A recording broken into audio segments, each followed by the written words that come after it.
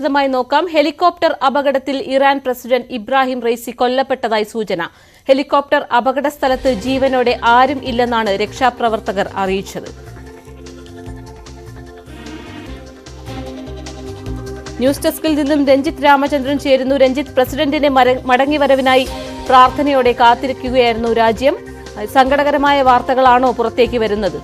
തീർച്ചയായും Parvathi, Ebrahim Raisi കൊല്ലപ്പെട്ടു എന്ന കാര്യത്തിൽ ഏതാണ്ട് സ്ഥിരീകരണമായിരിക്കുന്നു എന്നുള്ളതാണ്.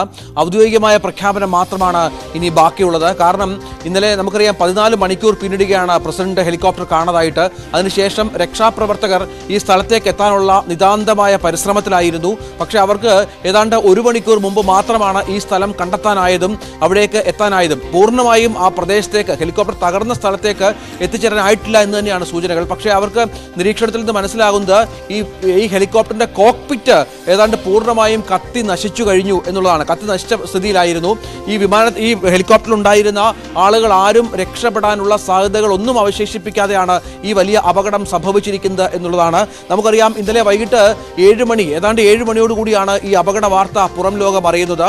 3 ഹെലികോപ്റ്ററിലാണ് അസർബൈജാന്റെ അതിർത്തിയിലേക്ക്, അവിടെ ഇറാനും ഒപ്പം അസർബൈജാനും ചേർന്ന് നിർമ്മിക്കുന്ന ഒരു അണക്കെട്ടുണ്ട്. ആ അണക്കെട്ടിന്റെ 3ാമത്തെ അണക്കെട്ടാണത്.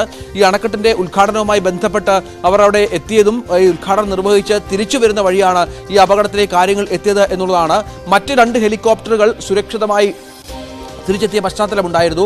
പക്ഷേ അവിടെയാണ് ഈ പ്രസിഡന്റിന്റെ ഹെലികോപ്റ്റർ, പ്രസിഡന്റും വിദേശകാര്യ മന്ത്രിയും സഞ്ചരിച്ചിരുന്ന ഹെലികോപ്റ്റർ, വിദേശകാര്യമന്ത്രി അടക്കം സഞ്ചരിച്ചിരുന്ന ഹെലികോപ്റ്റർ കാണാതായി എന്നുള്ള ഞെട്ടിപ്പിക്കുന്ന വാർത്ത പുറത്തു വന്നത്. തുടർന്ന് ലോകരാജ്യങ്ങൾ, ഇപ്പോൾ റഷ്യ അടക്കം ഉള്ള രാജ്യങ്ങൾ, റഷ്യയും ഇറാഖും തുർക്കിയും അടക്കമുള്ള രാജ്യങ്ങൾ സഹായ വാഗ്ദാനങ്ങളുമായി മുന്നോട്ട് വരികയായിരുന്നു. തുടർന്ന് ഏതാണ്ട് 40ഓളം സുരക്ഷാ സേനാംഗങ്ങൾ, 40ഓളം ഗ്രൂപ്പുകളായി തിരിഞ്ഞുള്ള സുരക്ഷാ സേനാംഗങ്ങൾ അവിടെ തെരച്ചിൽ നടത്തുന്ന പശ്ചാത്തലമുണ്ടായിരുന്നു. പക്ഷേ മോശം കാലാവസ്ഥയും ഈ പ്രദേശത്തിൻ്റെ ഒരു പ്രത്യേകതയും, അതായത് ഈ പർവ്വതങ്ങൾ നിറഞ്ഞ, മലനിരകൾ നിറഞ്ഞ ഒരു പ്രദേശമാണ് ഇവിടം എന്നുള്ളതാണ്. ഇവിടെ എത്തിച്ചേരുക ഏറെ ദുഷ്കരമാണ്. കൂടാതെ ശക്തമായ കാറ്റും മഴയും ഈ പ്രദേശത്തുണ്ടായിരുന്നു എന്ന് നേരത്തെ മുതൽ തന്നെ റിപ്പോർട്ടുകളുണ്ട്. ഇവിടെ എത്തിച്ചേരുക എന്നുള്ളത് വളരെ ദുർഘടമായ ഒരു കാര്യമാണ്, ദുർഘടമായ ഒരു സംഭവമായി മാറിയിരുന്നു.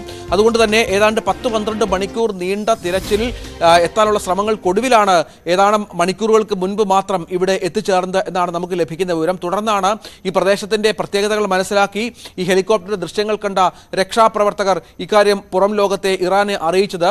ഈ ഹെലികോപ്റ്ററുമായി ബന്ധപ്പെട്ട് രക്ഷപ്പെടാൻ യാതൊരു സാധ്യതയുമില്ലാത്ത വിധമാണ് അപകടമുണ്ടായത് എന്നുള്ളതാണ് പ്രധാനപ്പെട്ട കാര്യം. കാരണം കോക്പിറ്റ് പൂർണ്ണമായും കത്തി നശിച്ചു. ഹെലികോപ്റ്ററിന്റെ ഒരു ഭാഗം പോലും അവശേഷിക്കാത്ത വിധത്തിലാണ് അപകടമുണ്ടായത്. സ്വാഭാവികമായും രക്ഷപ്പെടുക എന്നുള്ളത് അത് ചിന്തിക്കാൻ പറ്റാത്ത കാര്യമാണ്. പക്ഷേ ഔദ്യോഗികമായ ഒരു സ്ഥിരീകരണം ഇറാന്റെ ഭാഗത്തു നിന്ന് അല്പസമയത്തിനകം ഉണ്ടാകും എന്നും പ്രതീക്ഷിക്കാം. ഇന്നലെ മുതൽ തന്നെ പ്രാർത്ഥനാ നിർഭരമായിരുന്നു രാജ്യം. ഔദ്യോഗിക ടെലിവിഷൻ ചാനലിലൂടെ മറ്റും പ്രസിഡന്റിന് വേണ്ടി പ്രാർത്ഥിക്കണം എന്ന് ഔദ്യോഗികമായി തന്നെ ആവശ്യപ്പെട്ട പശ്ചാത്തലം ഇതിനോട് ചേർത്ത് വായിക്കണം. അവിടെ പ്രസിഡന്റുമായി ബന്ധപ്പെട്ട പ്രാർത്ഥനകൾ ഇറാന്റെ ടെലിവിഷൻ ചാനലിലൂടെ സംപ്രേഷണം ചെയ്തു വരികയായിരുന്നു. പക്ഷേ അതൊക്കെ വിഫലമായി. ഇന്നലെ തന്നെ ഈ പ്രദേശത്തിൻ്റെ പ്രത്യേകതകളും തിരിച്ചു വന്ന 2 ഹെലികോപ്റ്ററിലെ സഞ്ചാരികൾ നൽകിയ സൂചനകളും അനുസരിച്ച് രക്ഷപ്പെടാനുള്ള സാധ്യതകൾ തുലോം കുറവായിരുന്നു എന്നാണ്. പക്ഷേ നേരിയ പ്രതീക്ഷകൾ ഇന്ന് രാവിലെ അല്പം മുമ്പ് വരെ ബാക്കിയുണ്ടായിരുന്നു എന്നുള്ളതാണ്. തലസ്ഥാനമായ തെഹ്റാനിൽ നിന്ന് ഏതാണ്ട് 600 കിലോമീറ്റർ വടക്ക് പടിഞ്ഞാറ് പർവ്വതനിരകൾ നിറഞ്ഞ കിഴക്കൻ അസർബൈജാൻ പ്രവിശ്യയിലൂടെയായിരുന്നു ഈ യാത്ര ഉണ്ടായിരുന്നത്. ഇത് ഇറാൻ വിദേശകാര്യമന്ത്രി ഹുസൈൻ അമീർ അബ്ദുള്ളഹാൻ, കിഴക്കൻ അസർബൈജാൻ പ്രവിശ്യ ഗവർണർ മാലിക് റഹമത്തി, പരമോന്നത നേതാവിൻ്റെ പ്രതിനിധി അയത്തുള്ള മുഹമ്മദ് അലി എന്നിവർ ഈ ഹെലികോപ്റ്ററിൽ പ്രസിഡന്റിനൊപ്പം ഉണ്ടായിരുന്നു എന്നാണ് നമുക്ക് ലഭിക്കുന്ന സൂചനകൾ. അങ്ങനെയെങ്കിൽ ഇവരും രക്ഷപ്പെടാൻ യാതൊരു സാധ്യതകളും ബാക്കി നിൽക്കുന്നില്ല. അങ്ങനെ ഇറാൻ പ്രസിഡന്റ് എന്ന് പറയുന്ന വളരെ പ്രധാനപ്പെട്ട പദവിയിരിക്കുന്ന ഒരാൾക്ക് സംഭവിച്ച ഈ ദുരന്തത്തിൽ ഞെട്ടിത്തിരിച്ചിരിക്കുകയാണ് ലോകരാജ്യങ്ങൾ. നമുക്കറിയാം, കഴിഞ്ഞ കുറേ നാളുകളായി ഇറാനുമായി ബന്ധപ്പെട്ട് പല വിധത്തിലുള്ള മറ്റ് രാജ്യങ്ങളുമായുള്ള നിരവധിയായ പ്രശ്നങ്ങളുണ്ട്. ഇവിടെയൊക്കെ ഈ പ്രസിഡന്റ് ചില നിലപാടുകൾ സ്വീകരിക്കുകയും പ്രസിഡന്റ് ശക്തമായ തരത്തിൽ രാജ്യത്തെ മുന്നോട്ട് കൊണ്ടുപോകാനുള്ള ശ്രമങ്ങൾ നടത്തുകയൊക്കെ ചെയ്ത ഒരാൾ കൂടിയാണ് ഇബ്രാഹിം റൈനി എന്നുകൂടി മനസ്സിലാക്കണം. ജനപ്രിയനായിരുന്നു, അവിടുത്തെ മതനേതാക്കൾക്ക് പ്രിയങ്കരനായിരുന്നു, ജനങ്ങൾ ഏറെ ഇഷ്ടപ്പെട്ട നേതാവായിരുന്നു. അദ്ദേഹമാണ് ഇപ്പോൾ ഈ ദാരുണമായ അപകടത്തിൽ കൊല്ലപ്പെട്ടിരിക്കുന്നത്. പാർവതി, രഞ്ജിത്ത്, അതുപോലെ ഈ ഇറാൻ നേരിടുന്ന ഉപരോധം നമുക്കറിയാം.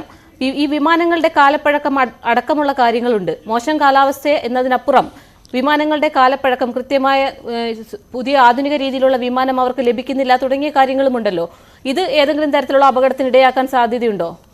ഇത് നമുക്ക് ഇപ്പോൾ അപകടവുമായി ബന്ധപ്പെട്ട ഈ പ്രസിഡന്റ് കൊല്ലപ്പെട്ടു എന്ന വാർത്തയാണ് ഇപ്പോൾ പുറത്തു വന്നിരിക്കുന്നത് പാർവതി. നമുക്കിനിയും ഇതുമായി ബന്ധപ്പെട്ട കൂടുതൽ അന്വേഷണങ്ങളിലേക്ക് ഇറാൻ കടക്കും എന്ന് പ്രതീക്ഷിക്കാം. കാരണം നേരത്തെ പറഞ്ഞതുപോലെ പാശ്ചാത്യ രാജ്യങ്ങളുമായി മറ്റു രാജ്യങ്ങളുമായി ഒപ്പം ഈ ഗൾഫ് രാജ്യങ്ങളടക്കമുള്ളവരുമായി സമീപകാലത്തായി ഒരു തരത്തിലുമുള്ള ബന്ധം ഇറാന് കാര്യമായി കാത്തുസൂക്ഷിച്ചിരുന്നില്ല.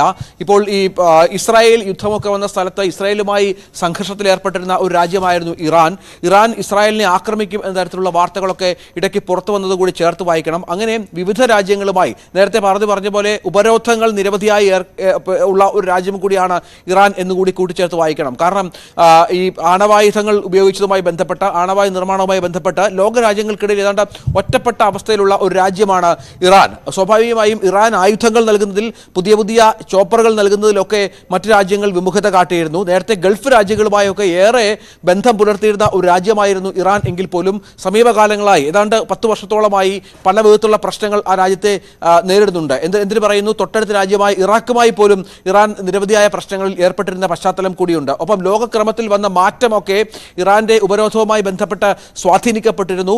ശാക്തിക ചേരികളൊക്കെ ഇറാന് എതിരായ പശ്ചാത്തലമുണ്ട്. റഷ്യയും തുർക്കിയുമാണ് ഇറാനൊപ്പം എപ്പോഴും നിലകൊണ്ടത്. ഇന്നലെയും രക്ഷാപ്രവർത്തനം ആദ്യം അതിന് ഇറങ്ങിപ്പുറപ്പെട്ടത് റഷ്യയുടെയും തുർക്കിയുടെയും സുരക്ഷാ സേനാംഗങ്ങളായിരുന്നു. റഷ്യയും തുർക്കിയും അടക്കം ഇതുമായി ബന്ധപ്പെട്ട ചില വിവരങ്ങൾ ഇറാനോട് പങ്കുവെക്കുകയും ചെയ്ത പശ്ചാത്തലമുണ്ടായിരുന്നു. ഇപ്പോൾ ഏറ്റവും ഒടുവിൽ സൗദി ഈ അപകടത്തെ അപലപിച്ച പശ്ചാത്തലം കൂടി ഇതിനോട് ചേർത്ത് വായിക്കണം. അങ്ങനെ ലോകക്രമത്തിൽ വന്ന മാറ്റങ്ങൾ ഏറെ ഉപരോധം സൃഷ്ടിക്കുകയും ഏറെ പ്രതിസന്ധികൾ സൃഷ്ടിക്കുകയും അതിനെ അതിജീവിച്ച് ജീവിക്കുകയും ചെയ്ത ഒരു രാജ്യം കൂടിയാണ് ഇറാൻ. അവിടുത്തെ പൗരന്മാർ, അവിടുത്തെ ഭരണാധികാരികൾ, അങ്ങനെയുള്ള ശക്തനായ ഒരു ഭരണാധികാരിയുടെ മരണത്തിനാണ് ഇപ്പോൾ കൊല്ലപ്പെടലിനാണ് ഇപ്പോൾ ആ രാജ്യം സാക്ഷ്യം വഹിക്കുന്നത്. നേരത്തെ ഭാരതി പറഞ്ഞ പോലെ വിവിധ സംശയങ്ങൾ ഒരുപക്ഷെ ഉണ്ടായേക്കാം. മോശം കാലാവസ്ഥയാണ് അപകട കാരണമാണ് എന്നിപ്പോൾ പറയുമ്പോഴും ഹെലികോപ്റ്ററിന്റെ കാലപ്പഴക്കം ഒരു ഘടകമാകാം. അട്ടിമറി ഉണ്ടോ എന്ന കാര്യത്തിൽ സംശയമുണ്ടാകാം. ഇക്കാര്യത്തിലൊക്കെ അന്വേഷണം പ്രഖ്യാപിക്കേണ്ടിയിരിക്കുന്നു. സ്വാഭാവികമായും വരും മണിക്കൂറുകളിൽ ഇതുമായി ബന്ധപ്പെട്ട തീരുമാനങ്ങൾ ഉണ്ടാകുമെന്നും പ്രതീക്ഷിക്കാം. പാർവതി. ഹെലികോപ്റ്റർ അപകടത്തിൽ ഇറാൻ പ്രസിഡന്റ് ഇബ്രാഹിം റൈസി